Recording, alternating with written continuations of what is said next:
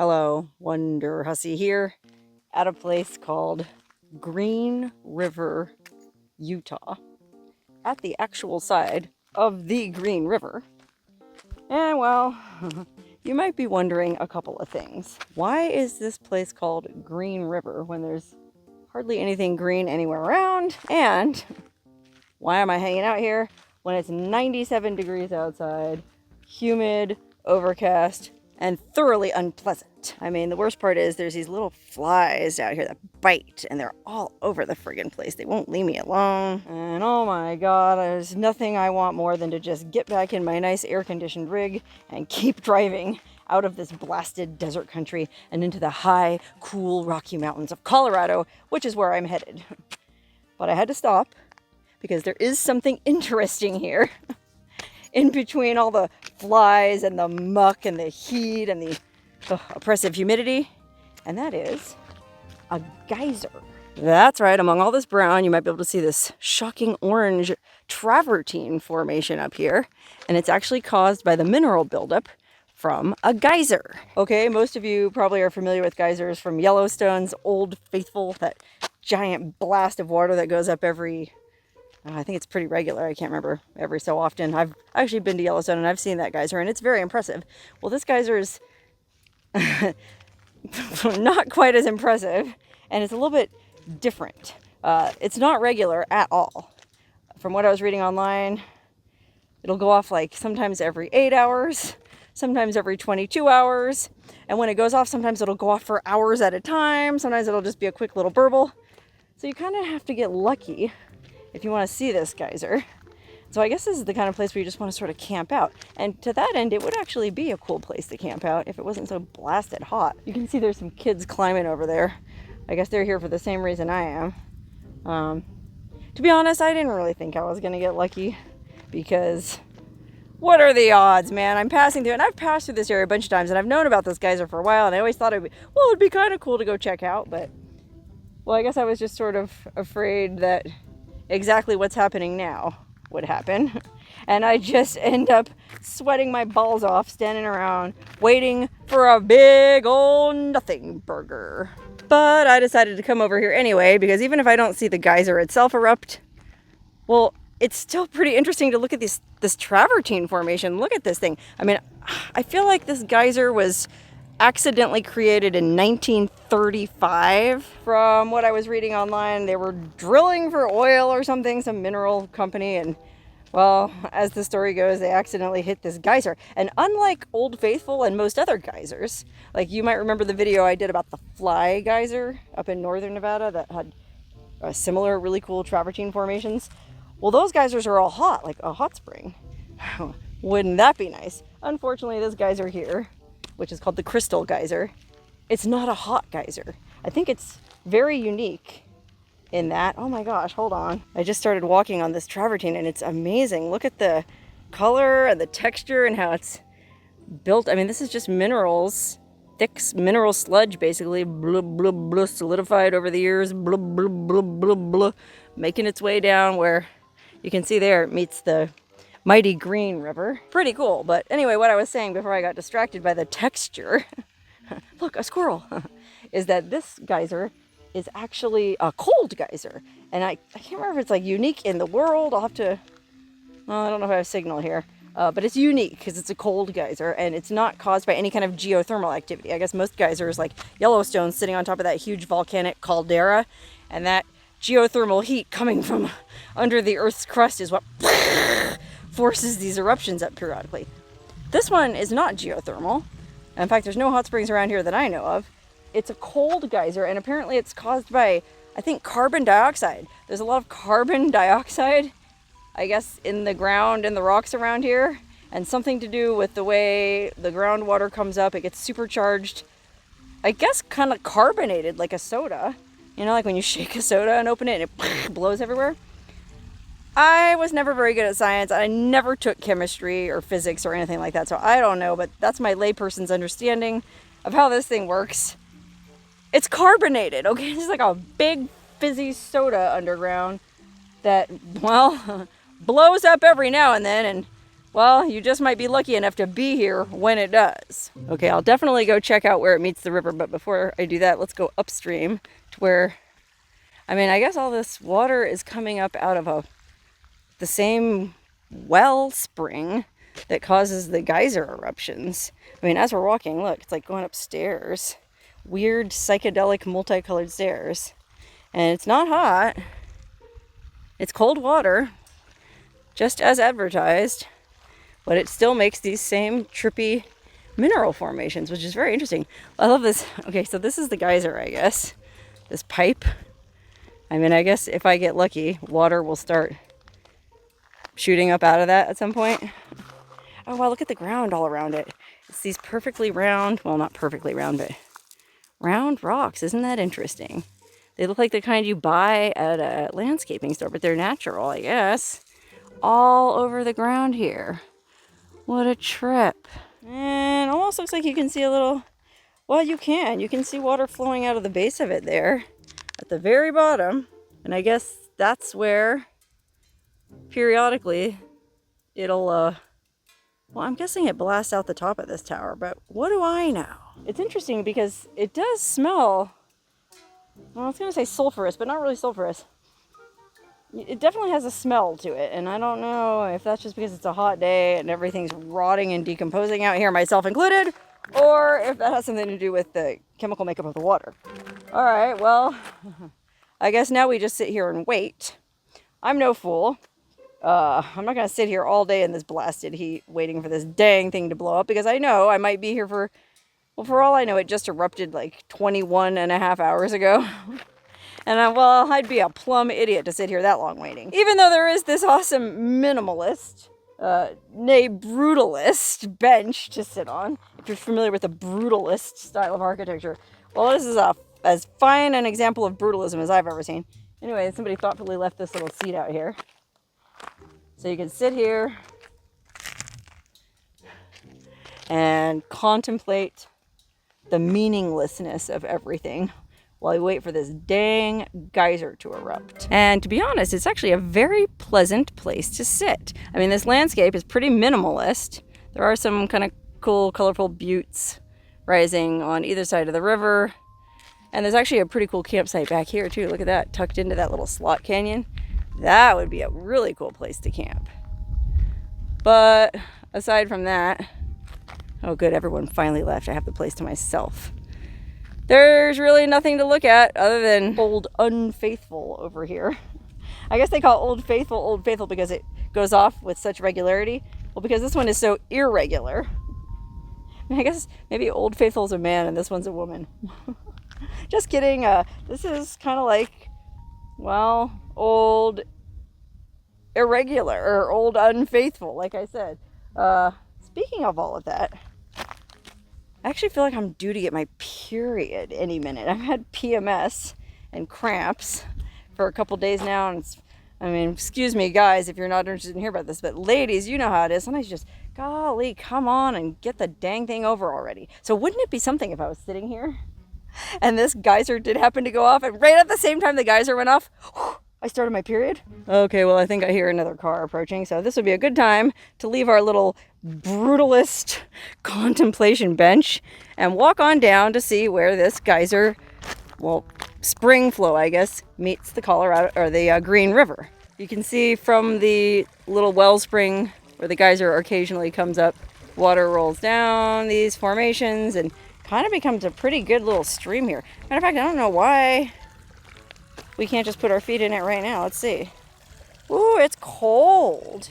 I mean, it's not just cool, it's actually cold, which is really interesting considering it's such a hot day. And I mean, I guess that river's probably pretty cold too. Just, I don't know. The look of that river isn't all that appetizing to me. It just looks like a hot sludge and not the kind of thing I want to go in. But hey, if this geyser, this cold geyser water is flowing into it, well, gosh, the river's probably pretty good too.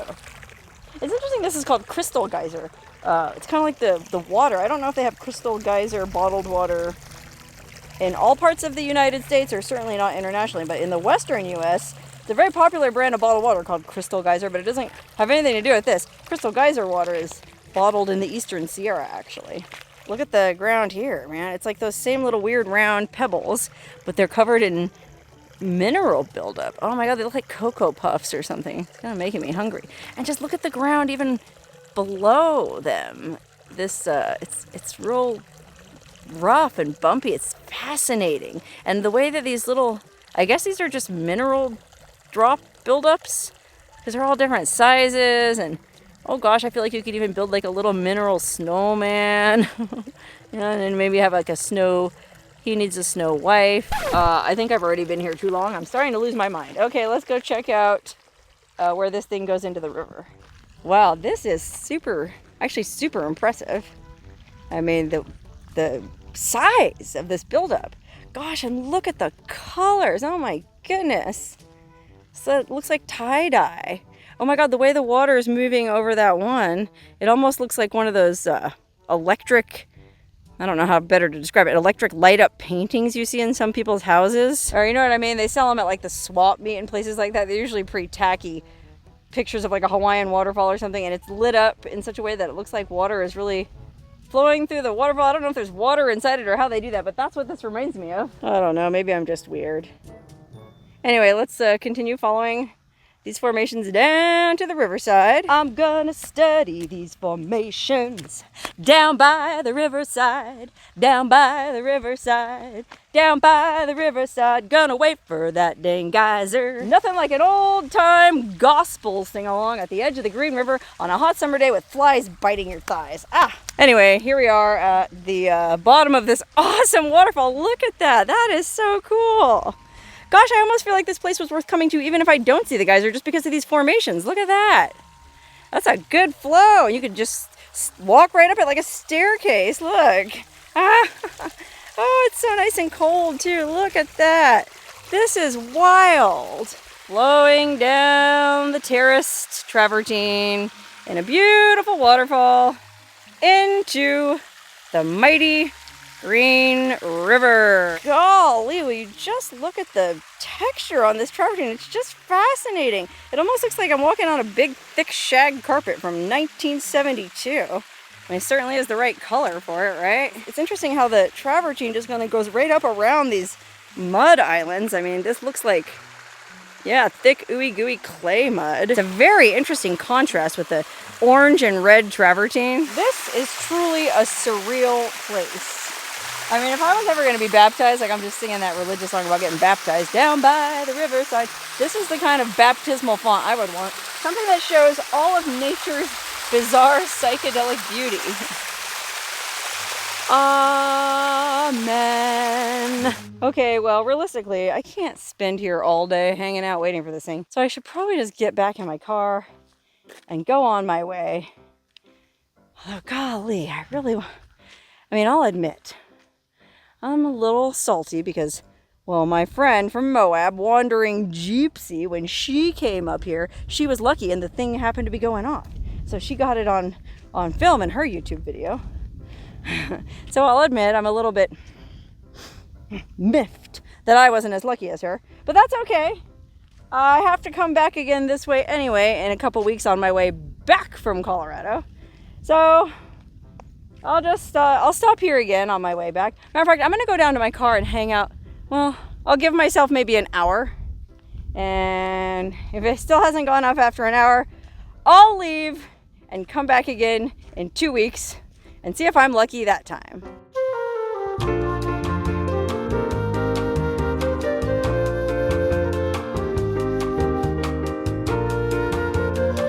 Well, I guess this geyser's not gonna go off right now. Before I go though, I feel like I might be remiss if I didn't at least peek in the top of this thing.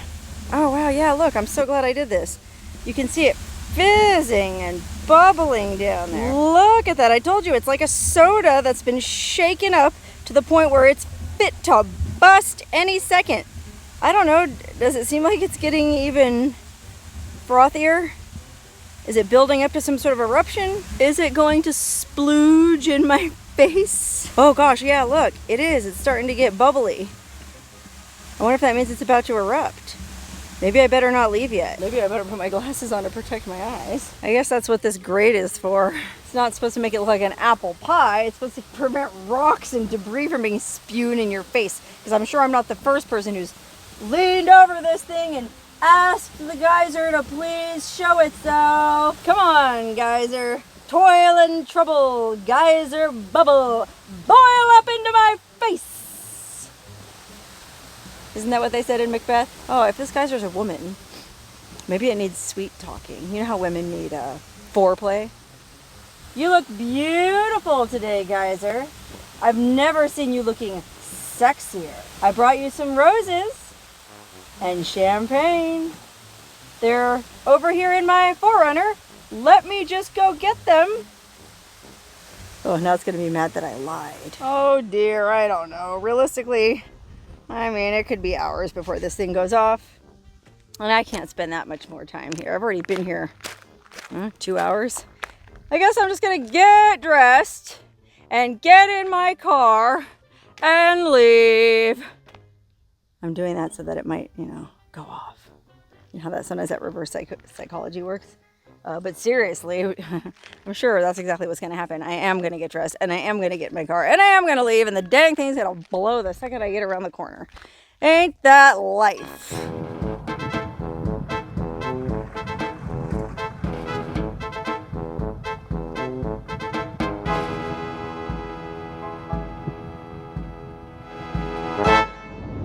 Okay, it's like 3 weeks later.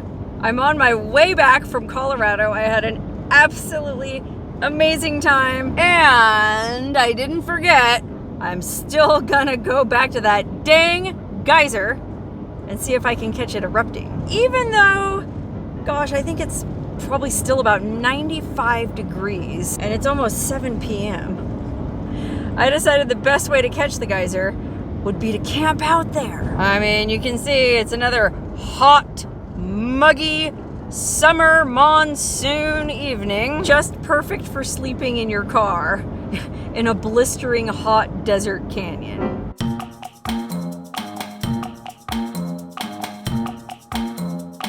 Okay. Boy, it really is hotter than the Dickens. I looked up the weather and it said the low tonight is supposed to be 84. The low. Anyway, here's the old geyser. Still hanging out where we left it 3 weeks ago. Still not erupting. Still being shy. Oh, but it's still frothing and bubbling. Just like it was when we left it. Oh, actually. Oh gosh, you won't be able to see. What I was gonna say is it's not frothing nearly as much as it was when I left here 3 weeks ago. It's way lower. So that makes me think that, golly, it was probably just getting ready to blow when I left it last time. Wouldn't that just be my luck? I'll bet you anything it blew like 5 minutes after I left. Anyway, I'm just gonna hunker down, crack open a cold one, and have some dinner. Asada fries.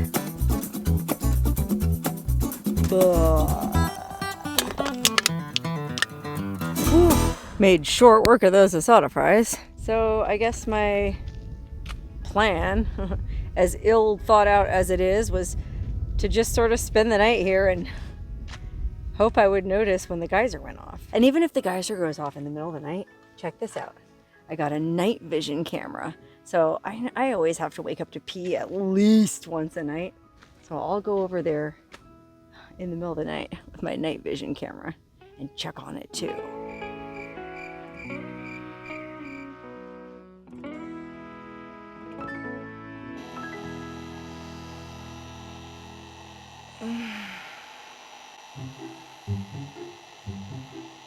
Good morning.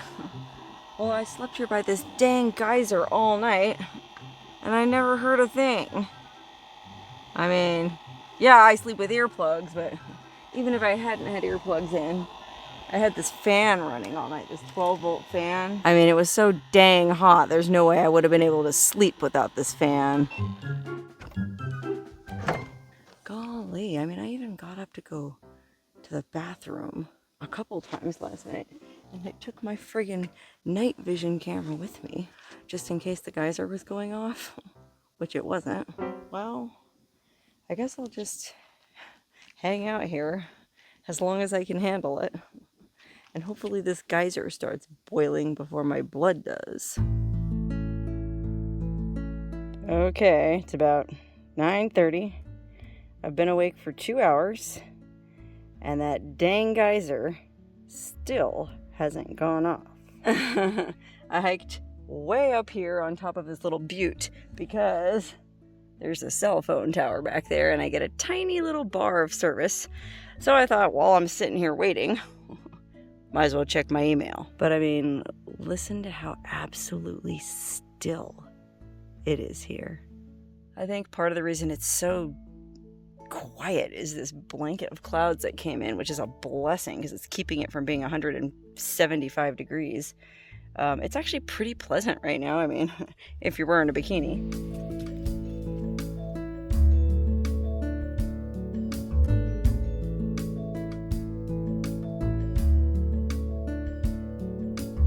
Oh, whoo-wee. Okay, well, it's almost noon. The clouds, unfortunately, have dissipated, and it's starting to get real friggin' hot. And so now I have to ask myself, just how badly do I want to see this dang geyser? Okay, the answer is pretty damn bad. Let me go check on it one more time. I mean, it does sound like it's really churning. Oh, goodness, look. It's fizzing pretty much the way it was the first day that I came here. Okay, so if you remember what I was saying last night, when we got here last night, it was much mellower than this, so gee, maybe it is getting ready to blow. Oh, gee. I mean, I guess I could hang out and wait a little bit longer. Why do I do these things? Please, geyser, don't let all this be for nothing. Okay, it's 1:20 and the dang geyser still hasn't gone off. Now that I think about it, I feel like, didn't I say it would go off like every 20 hours or every 8 hours? I got here at, I think, 7:30 p.m. yesterday. It's 1:30 p.m. now. So what is that? 18 hours. I sat here for 18 hours. I mean, it's still frothing and bubbling just the way it was when I last checked it. But I guess I'm just gonna have to admit defeat. Crystal Geyser 1, wonderhussie 0. Ugh. You know, I really hate losing. So maybe this can be a character building experience for me. You know, just a little example to show that you don't always get what you want, but things still turn out okay. I mean, all things being said, it's a beautiful day. I still have enough time to get where I'm going. It wasn't really that hot, especially when the clouds were over here. And I guess I had fun waiting for this geyser to go off. But if you want to see the geyser erupt, I'll put a link to Wandering Gypsy's video up here, and you can check that out for yourself and see what I missed. Meanwhile, I'm just going to get in my car and drive on. And I guess, well, I guess the next time I happen to be traveling east on I-70, I'll stop by again and give her one more try. And then I'll watch. The damn thing's probably going to go off as soon as I drive around the corner.